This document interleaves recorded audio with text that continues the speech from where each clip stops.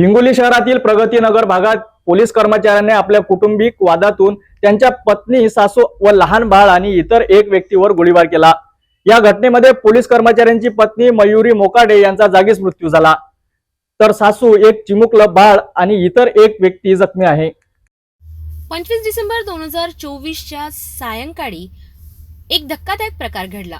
Police कर्मचाऱ्याने आपल्या कौटुंबिक वादांमुळे प्रगतीनगर येथील सासूरवाडीमध्ये पत्नी आणि सासूवर गोळीबार केला। गोळीबारात पत्नी मयुरी मोकाडे यांचा जागीच मृत्यू झाला, तर इतर जखमींमध्ये सासू, चिमुकलं बाळ आणि इतर एक व्यक्ती समाविष्ट आहे। त्यांना तातडीने हिंगोलीच्या शासकीय रुग्णालयात दाखल करण्यात आले, परंतु जखमींची स्थिती गंभीर असल्याने त्यांना नांदेड रुग्णालयात हलवले गेले। घटनेची माहिती मिळताच पोलीस अधीक्षक श्रीकृष्ण कोकाटे घटनास्थळी पोहोचले। पोलीस विभागाने या गंभीर प्रकरणाचा तपास सुरू केला असून आरोपी पोलीस कर्मचाऱ्याला ताब्यात घेतले।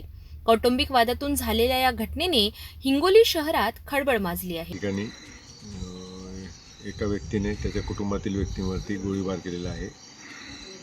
त्या संदर्भाने गुन्हा दाखल करण्याची प्रक्रिया आता सुरू आहे। त्यात दोन जखमींना पुढील उपचारासाठी आणि एका महिलेचा मृत्यू झालेला आहे आणि त्या संदर्भाने कारवाई सिव्हिल हॉस्पिटल या ठिकाणी चालू आहे। या घटनेमुळे हिंगोली शहरात तणाव निर्माण झाला असून स्थानिक नागरिकांनी या प्रकारावर तीव्र प्रतिक्रिया व्यक्त केली आहे आणि त्या पोलिसांवर कठोर कारवाईची मागणी करण्यात आली आहे। पोलीस प्रशासनाने या प्रकरणाचा तपास केला आहे। अशाच सर्व अपडेटसाठी बघत रहा सिटी न्यूज।